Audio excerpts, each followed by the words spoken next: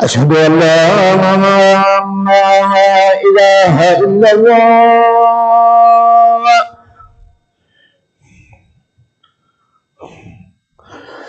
أشهد أن لا إله إلا الله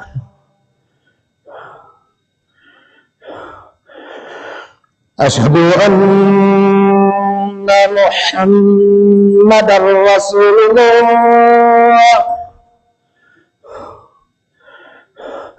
أشهد أن محمدا رسول الله حي على الصلاة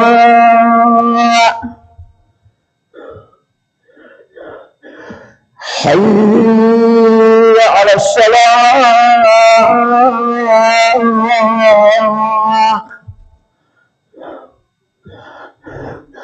حي على الفلاح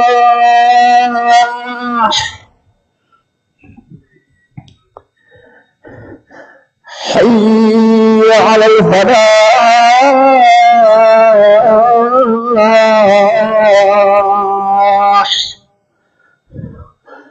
الله أكبر الله أكبر لا إله إلا الله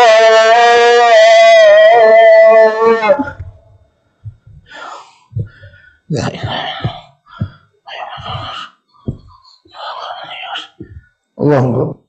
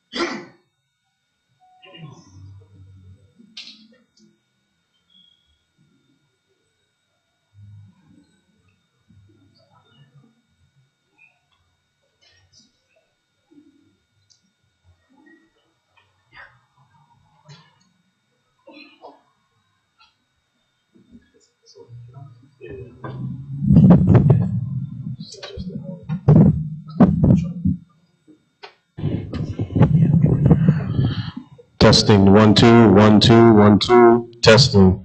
Yeah, like.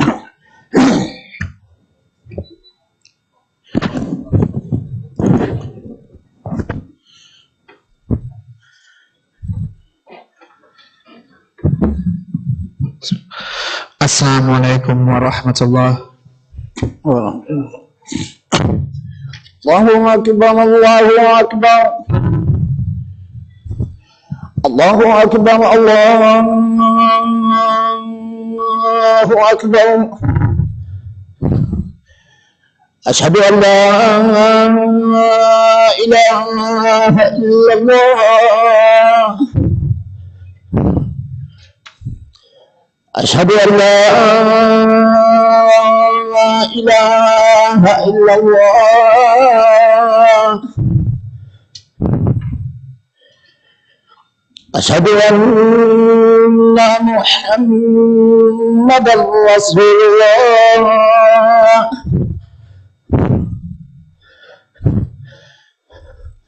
أشهد أن محمدا رسول الله.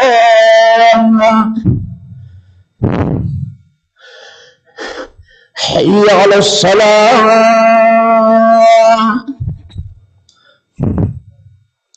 حي على الصلاة.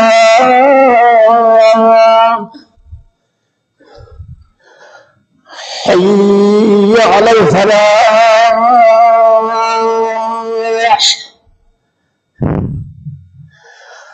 حي على الفلاح.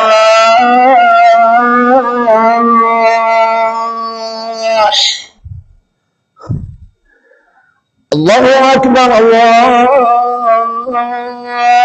أكبر. لا إله إلا الله.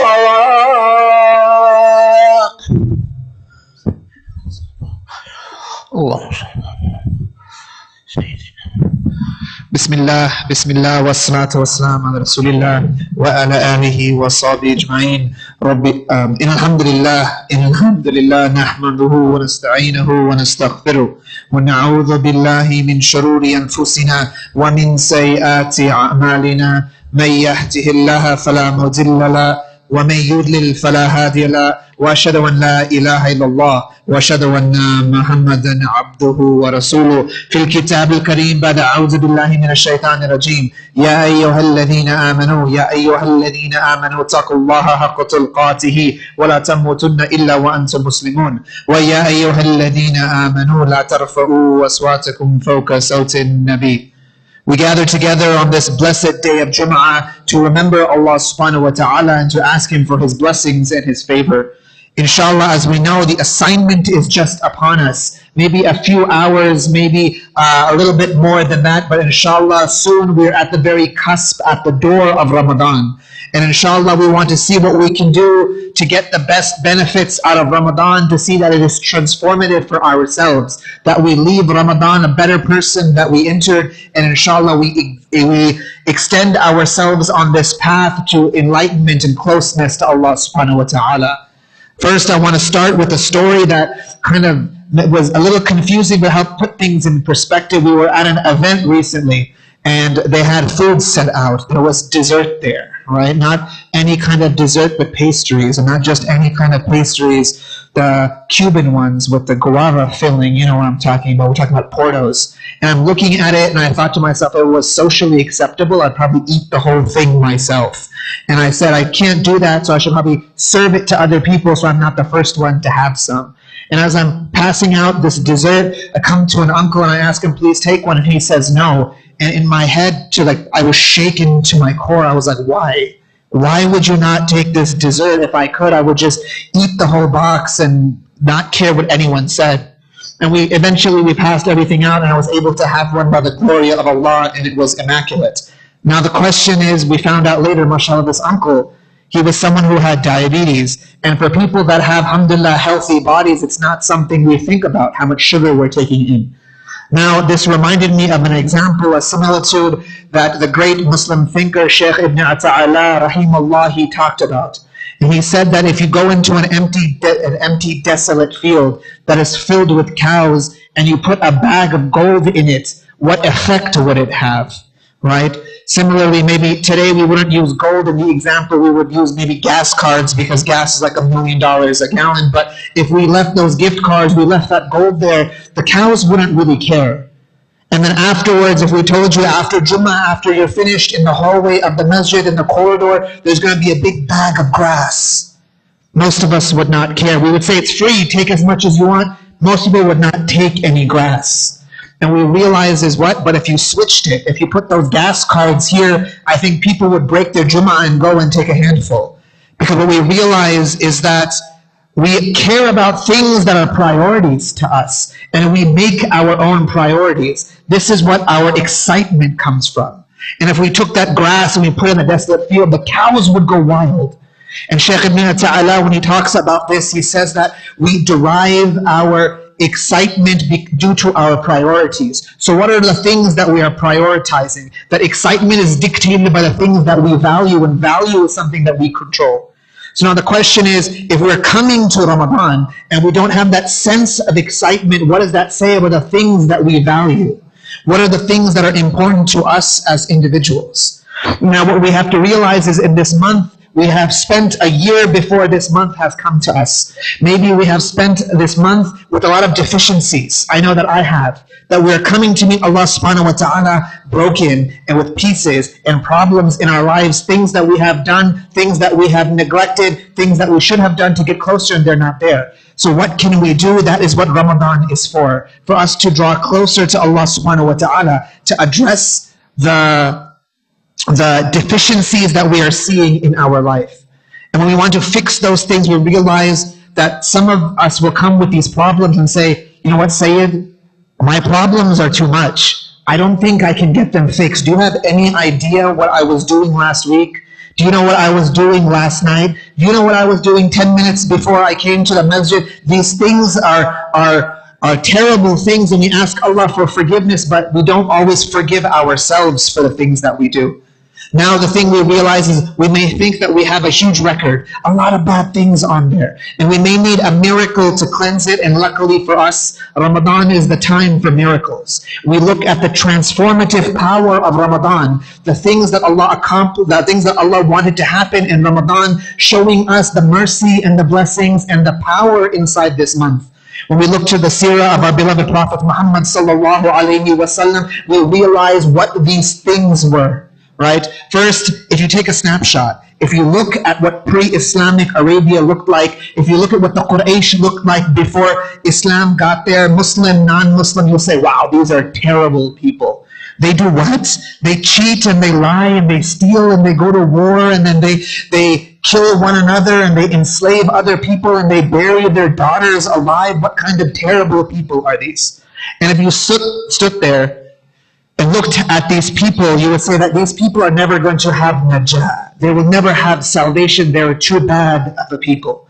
And we realize that this is the group of people that Allah subhanahu wa ta'ala chose to send His beloved Prophet Muhammad sallallahu alayhi wasallam upon. These are the people He had the Quran descend upon initially before it came to us. And we saw who they were before the Quran and who they became after. Because this is the transformative power, the miracles that Allah subhanahu wa ta'ala can accomplish in this blessed month. We look again to the Battle of Badr. Interestingly, when we talk about the Battle of Badr, when we learned about it, kids learn about it in Sunday schools, we say that this is probably the greatest victory the Muslims ever had. The thing is, we know that now, in 2021. The Muslims didn't know that before the battle. They sat there and they said any normal person looking at it statistically, militaristically, strategically would say the Muslims had no shots. The Muslims were in a deficit. It was a 3-1 deficit going in. If you get that, you understand that we're looking to go forward and understand that that the Muslims were outnumbered. We know it was about 300 to 1,000, but what we forget is it was going to be less than that. Because of the 300, only about 80 were from the Muhajirun, the rest were from the Ansar. And when Prophet ﷺ took the bay'ah from the Ansar, he told them that once we come and settle in Medina, if we go to battle and it's a fight, if the battle comes from an issue from before we migrated, you don't have to fight with us. You guys are exempt. You don't have to come, no problem. So if you looked at that, it would have just been 80 to 1,000, about 10 to 1. Allahu Akbar, but the Ansar, from the fadl of Allah, they came and stood with the Prophet ﷺ. And in that number, anyone looking will be worried and would say, you know what, I don't think the Muslims are going to win this battle. Anyone looking at those numbers would say the same thing. And we look at what was happening in the camps of the Muslims and the non-Muslims. We look at the Prophet ﷺ standing on a hill with his arms raised high, making dua to Allah, Allah, do not allow us to perish. Ya Allah, do not destroy the Muslims today, allow us to survive. Because they were worried, they were not sure that they would be able to win. And look at what Quraysh was doing. They were literally partying. They were having music and drinks and food before the night of the battle. They're like, this is easy. What are we going to do after the 10 minutes it takes to beat these Muslims?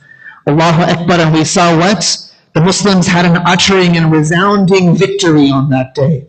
And when did that victory take place? It took place in the blessed month of Ramadan. Because this is when the miracles of Allah subhanahu wa ta'ala, when they come down.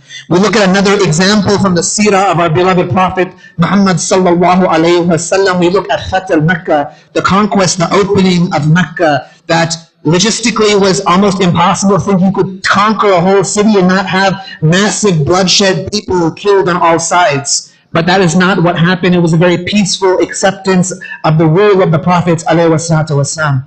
Right? And if you look at the Sahaba, when they were leaving the city, they were crying. When they left before Hijrah, when they were leaving, coming to Medina, they were crying. And they said, why are you crying if you think about it? You're going to come back. They didn't know they were going to come back. They thought they were going to be refugees fleeing from their homeland, never to see it again. And the Prophet ﷺ, he himself was saddened when he was leaving. This is hometown. That's where he grew up. He knew every alley and every good restaurant. He knew all the places in Mecca, and he was forced to leave, not thinking that he would return. And eventually at that point, if you told him, you know what, in a few years, you're going to come back, you will be Imam al-Madinah, you will be the leaders of this city, they would say, no, that's impossible. I don't think it could happen. But Allah made it happen, and He made this fatah happen in the blessed month of Ramadan. Because we see what Allah subhanahu wa ta'ala will grant us, will give us, and bring us closer. And that makes us think about this idea of the dua of Ramadan. Allahumma balighna Ramadan. Ya Allah, give us Ramadan. Allow us to reach Ramadan. Allow us to taste the benefits from Ramadan.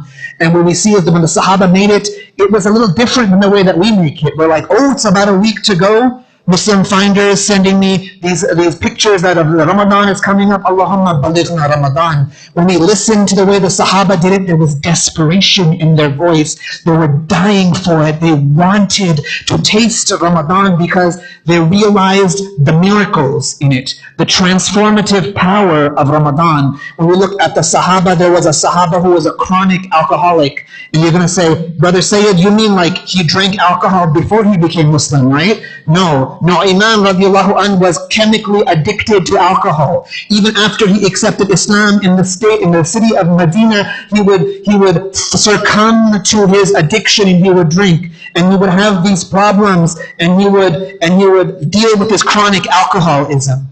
And he would realize that people would think badly of him. He was publicly drunken. He would take the hudud of public drunkenness. But he loved Allah and he loved the Rasul. And the Prophet knew this. And for 11 months out of the year, he would struggle. He would struggle with this addiction of his. And then when Ramadan would come, he would want the miracle of Ramadan to take this addiction away. So he would say, Allahumma balighna Ramadan.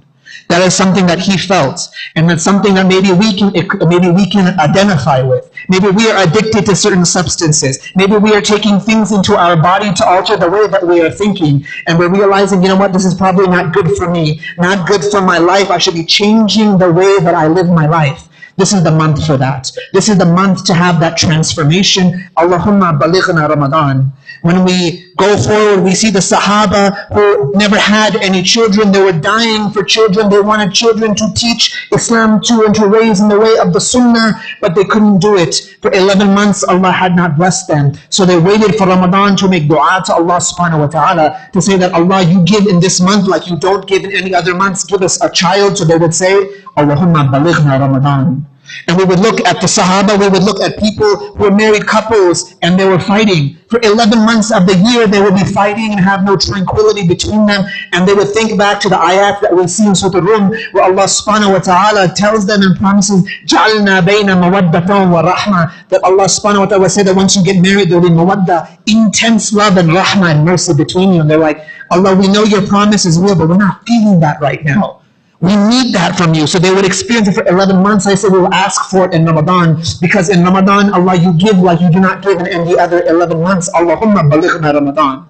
And they would see what this means. They would see that we can change ourselves and change our circumstances and the issues that we have. Allah, you can change it for us. That we realize that things are impossible. And yes, without Allah, everything is impossible.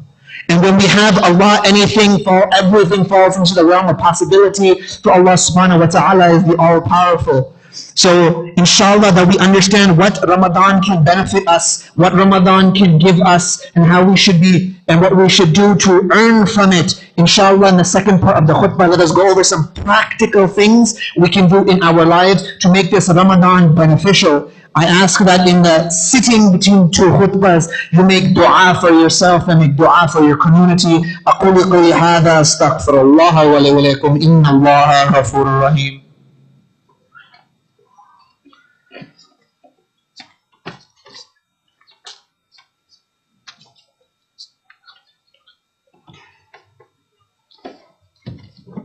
بسم الله والصلاة والسلام على رسول الله وعلى آله وصحبه أجمعين. رب اشرح لي صدري ويسر لي أمري واحلل عقدة من لساني يفقهوا قولي ثم أما بعد. Inshallah, I talk about this a lot. When we listen to talks and we listen to khutbahs, they should be practical. I mean, theoretical is great, but we want things we can take away and implement into our lives. So inshallah, for the next section of the khutbah, let us work on being practical. Inshallah, the first practical step as we come to Ramadan is let us clean our technology. Let's clean our phones. Things in our phones, the apps that we have that are wasting our time, let's delete them. Let's get rid of the Netflix. Actually, I haven't deleted my Netflix yet off my phones. Inshallah, after the khutbah, I will get rid of that. Inshallah, you can join me. Let us get off of social media that we don't need, right? Get rid of your Instagram. You can look back and slide in those DMs maybe after Ramadan, but for these 30 days, say, Allah, you're the only one I want to talk to.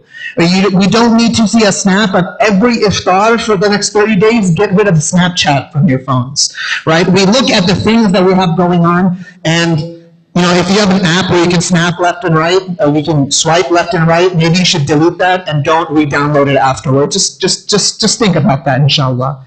Now, we look at the things that we can do and we say, what if we as youth, if the younger people can delete these things from our phones, we talk to the elders, do the same thing for yourself.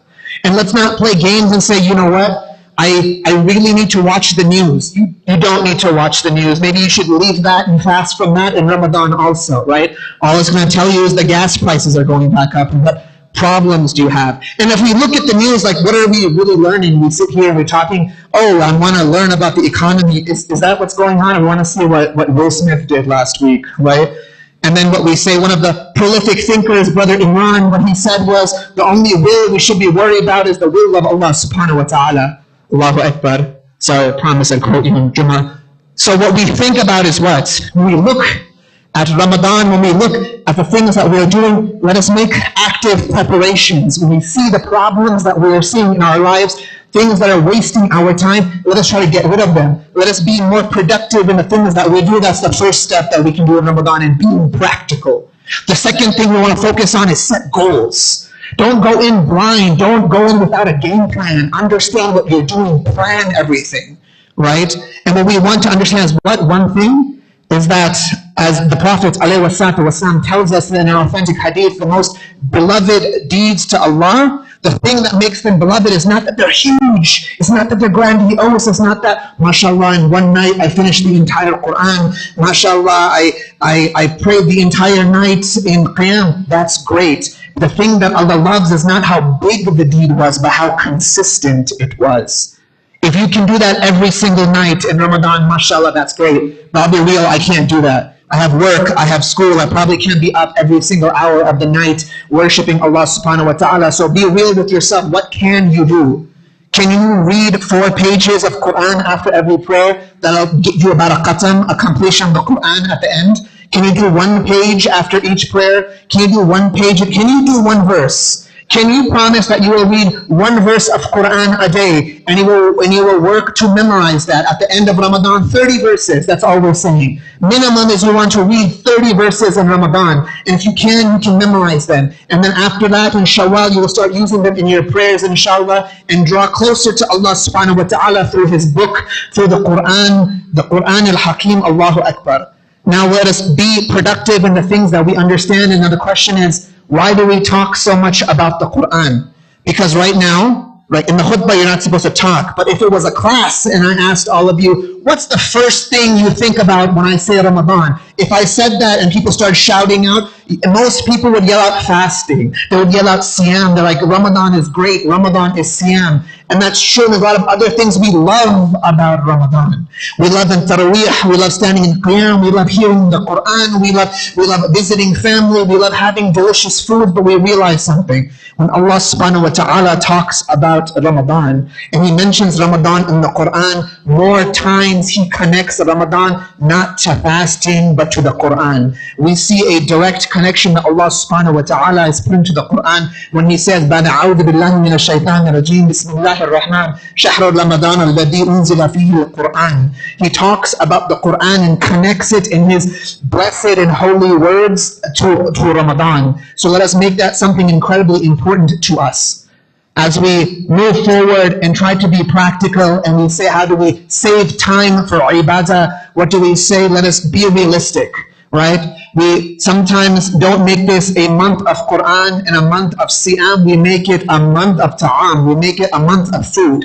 And yeah, the food is great, but let us not be overly focused on things like that, because we try to eat healthy for 11 months, and this month every meal is something deep fried. Every meal is processed sugars. Every meal is a list of ingredients that you cannot pronounce unless you're getting your PhD in biology. And we're sitting here, we're like, why can't I feel Ramadan? Why don't I feel different? I'm just feeling indigestion, because the decisions you make have an impact on what you're doing. So inshallah, this Ramadan, try to eat simple. Try to eat raw. Don't focus more on things that are on, just have fruits and vegetables more so, and leave the other things for the other 11 months, and go wild in Eid, inshallah. Have whatever you want in these months. Focus on what you can do. And a good point is, the ones preparing the meals, oftentimes it's our moms, it's our wives in the kitchen. They can't focus on their ibadah because they're cooking a 12-course meal every day.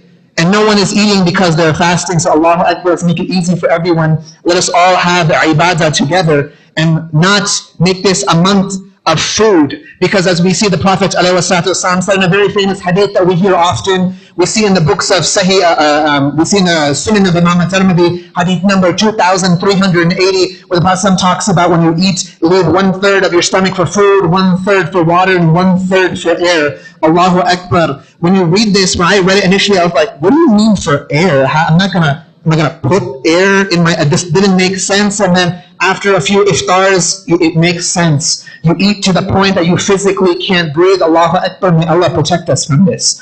Now we take this idea that we draw closer to the Quran, we draw closer to Allah subhanahu wa ta'ala. And our third advice that we give in being practical, after we clean our technology, after we set our goals, is let us prioritize things, right? And let us prioritize things, because one thing we love about Ramadan is the camaraderie. We love seeing our brothers and our sisters in Ramadan. We like to meet up with them, and then we like to hang out with them. We see them, oh, where are you praying Taraweeh? Oh, I'll come visit you this night, and then you come visit me the other night. Allahu Akbar. And it seems great, but we don't prioritize what we're doing. Sometimes we pray Taraweeh and we say, I'm still hungry. You want to go get a bite to eat? And next thing you know, it's midnight and you're like, I'm still kind of pumped from the food that I had. Let's go get some boba, and then we get some drinks afterwards, and then we hang out. And then what ends up happening? We end up being late for Fajr. And then you tell me what? Don't worry, Brother Sayed, it's fine. I'll just stay up till Fajr, and then I can't miss Fajr. And then we stand there praying like zombies, not having the khushu', not having the focus that Allah subhanahu wa ta'ala wants us to have. But I'm standing in Fajr. I'm praying behind the Imam, but what kind of prayer? Let us be honest with ourselves. And we think about an interesting point. When we think about how we look at what Allah subhanahu wa ta'ala wants us to do, how Allah subhanahu wa ta'ala wants us to act. Maybe give you an example, maybe you get hired for a job and your job is to work the front desk and answer the phones, and you get the job and you're ready and you're there with your tie on and everything's good to go, and as the work day is starting, what do? You go clean the bathrooms, you go clean the kitchen, you rearrange all the furniture, you redo the finances for the entire company, you fix all the Excel sheets and you focus on them, everything is perfect, and then at 2 p.m. right after lunch your boss calls and says, what's going on? No one's answering the phones. What are you doing? But I did this. The bathrooms are clean, and then I found $10 million hidden in the budget and everything. That's great. But did you answer the phones? Our boss tells us what he wants us to do, and it's easy. We do what he tells us. So let's listen to Allah subhanahu wa ta'ala, who is the boss of all bosses, and he tells us that these are our fara'id. These are the mandatory things I want you to do. If you do extra, that's great, but you have to do what's asked of you. So focus and prioritize the things that we are given, the things that Allah subhanahu wa ta'ala tells us that will bring us closer to Allah subhanahu wa ta'ala. That we start with the fara'id, and then we start with the sunnah, and we work ourselves in a prioritized step. And then we go from there to come closer to Allah subhanahu wa ta'ala.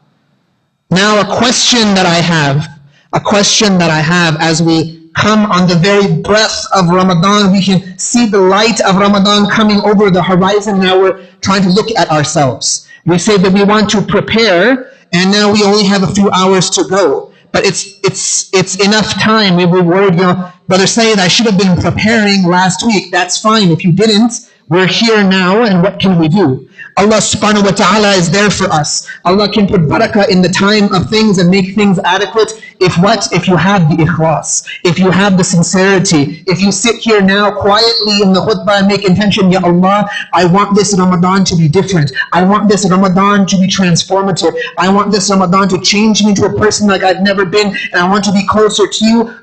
You think Allah won't accept? You think Allah is someone who is cheap, someone who is not generous? Of course, Allah subhanahu wa ta'ala will accept from you. Now, a question that we talk about, right? I'm sure some of you saw the terrible game that happened last night. Now, a question I want to ask you, right? Before Westbrook went out onto the court yesterday, do you think he stretched? Do you think Russell Westbrook stretched before he played the game in Utah yesterday? We know LeBron didn't. He's still out. Right? And as they're going to play later today in New Orleans, the question is, do you think they're going to stretch again? Do you think Russell is going to stretch before he plays the Pelicans? Or do you think he'll go and say, you know what, Bismillah, Allahu Akbar, I got this. Don't trip, I got this. I'll just go out there and just sing a couple. Because maybe that's what he did last night, because their performance is not that great. And now the question we ask, is that something that we're doing? As we're coming here, and it's the game of all games, the finals for us, are you stretching? Are you preparing yourself? Or you're like, you know what, this Friday, just like last Friday, it's not a big deal. It's whatever, inshallah, I'll get through it, right? And how much, I'll just go on the adrenaline, and that's fine. But the adrenaline and the excitement that we should be feeling, it's only going to last like 2 days, 3 days, and you'll be in the middle of next week on Thursday and be like, yo, I got to take a break. This is too much. Let us focus on ourselves and develop ourselves in a sustainable way, preparing ourselves for this great accomplishment that we have coming, and how we can work to draw ourselves closer to it. Inshallah, I want to give 3 advices quickly before we end the khutbah. Inshallah, and we are in a very special treat, mashallah, our new qari is here, Brother Anwar, mashallah, who will be leading us in the prayer. Listen to the voice, listen to the ayat of Quran, because it will prepare you for the ayat you will be listening to, inshallah. So 3 advices I want to leave you with, what we can do in this Ramadan. What should I be doing? First, prioritize.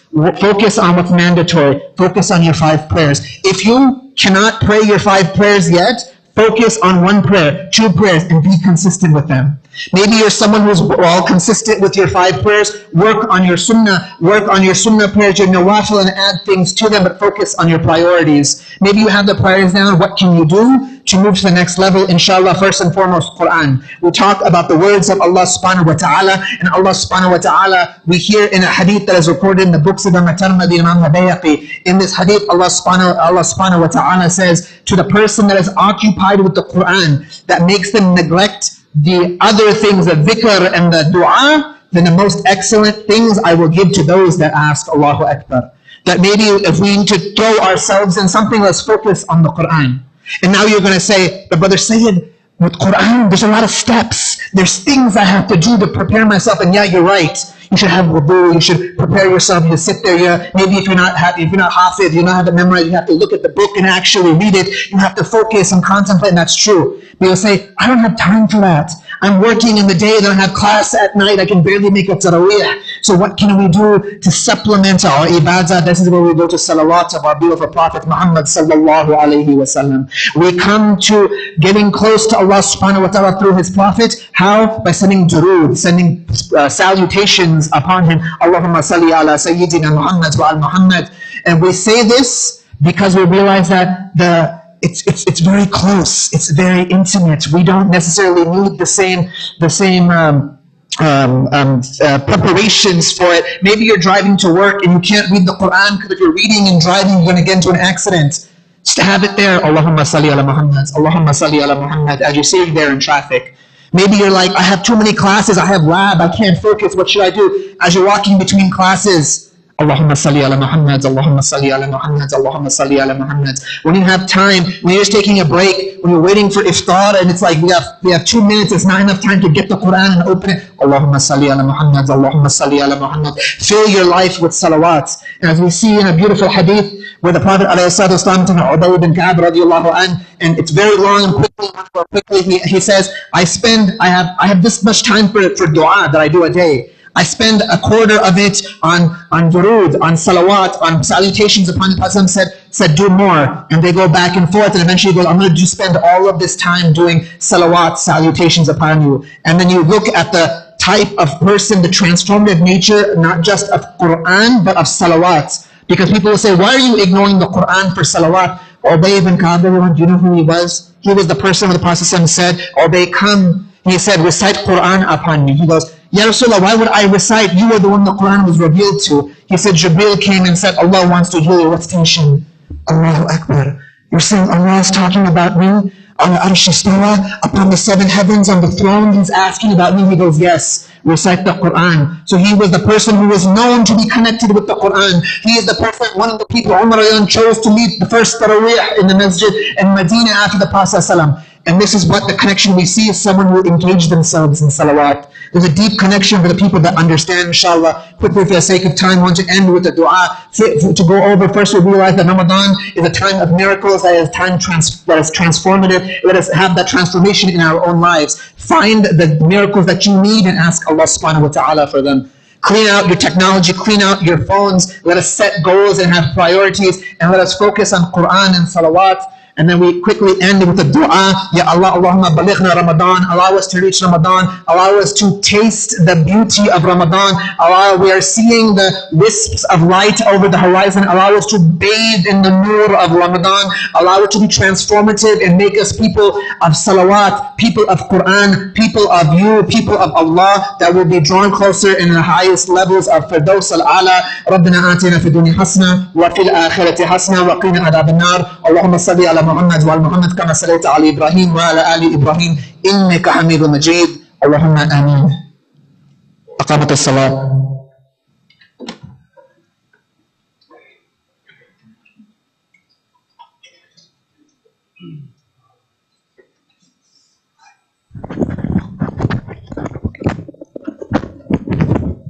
الله أكبر الله أكبر أشهد أن لا إله إلا الله أشهد أن محمدا رسول الله حي على الصلاة حي على الفلاح قد قامت الصلاة قد قامت الصلاة الله أكبر الله أكبر لا إله إلا الله.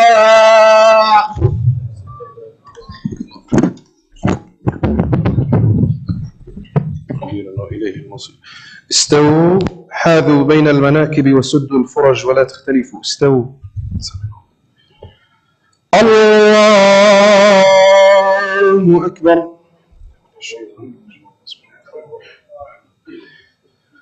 الحمد لله رب العالمين الرحمن الرحيم مالك يوم الدين إياك نعبد وإياك نستعين اهدنا الصراط المستقيم صراط الذين أنعمت عليهم غير المغضوب عليهم ولا الضالين آمين. إن للمتقين مفازا حدائق وأعنابا وكواعب أترابا وكأسا دهاقا لا يسمعون فيها لغوا ولا كذابا جزاء من ربك عطاء حسابا رب السماوات والأرض وما بينهما الرحمن لا يملكون منه خطابا يوم يقوم الروح والملائكة صفا لا يتكلمون إلا من أذن له الرحمن وقال صوابا ذلك اليوم الحق فمن شاء اتخذ إلى ربه مآبا إنا أنذرناكم عذابا قريبا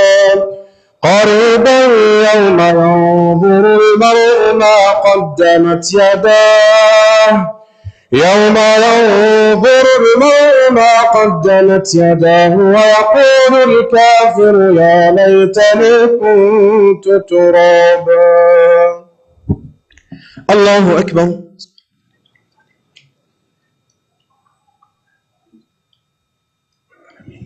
سمع الله لمن حمده. الله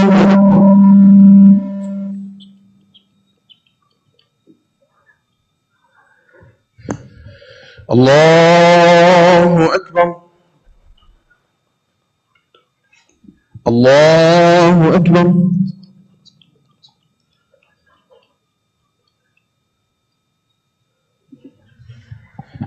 الله أكبر. الحمد لله رب العالمين الرحمن الرحيم مالك يوم الدين إياك نعبد وإياك نستعين اهدنا الصراط المستقيم صراط الذين أنعمت عليهم غير المغضوب عليهم ولا الضالين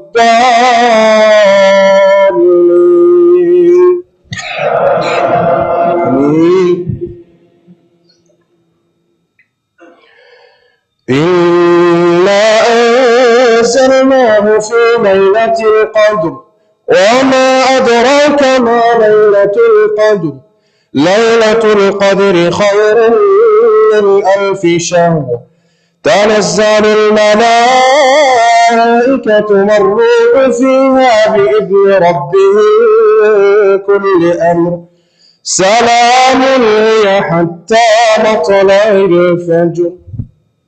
الله أكبر.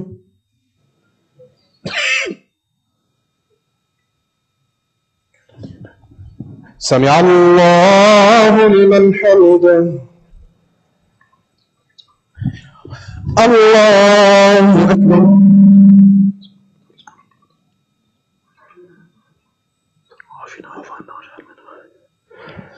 الله أكبر. الله أكبر.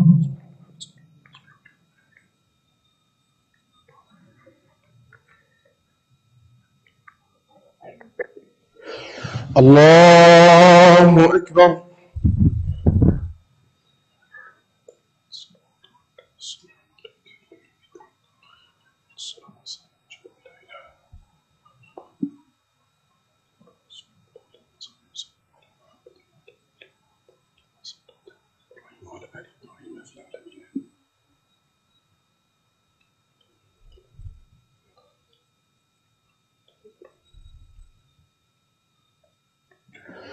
السلام عليكم ورحمة الله. السلام عليكم ورحمة الله.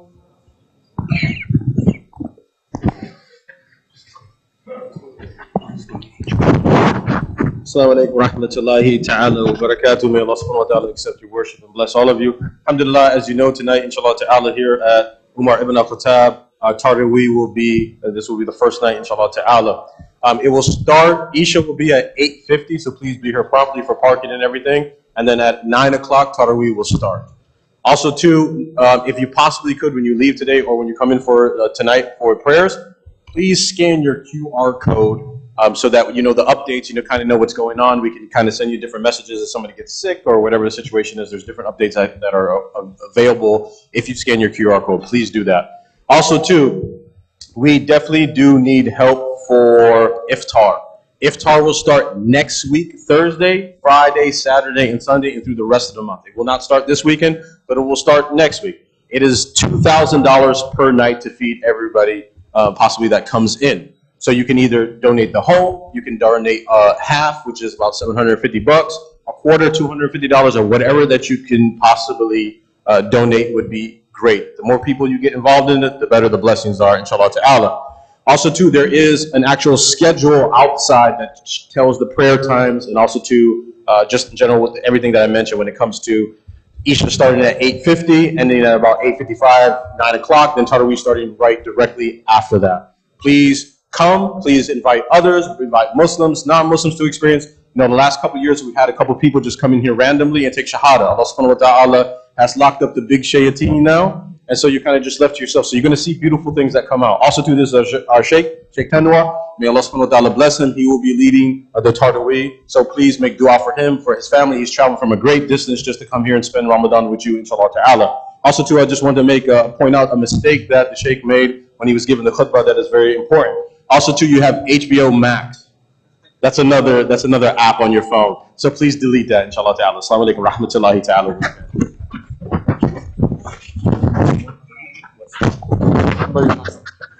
Oh, okay, go ahead. Assalamu alaikum, brothers. One more thing. Somebody lost their keys. It could be car keys. Please come forward to the office and see us. See one of us, inshallah, for your car keys. Jazakumullahu khairan. Ramadan Mubarak.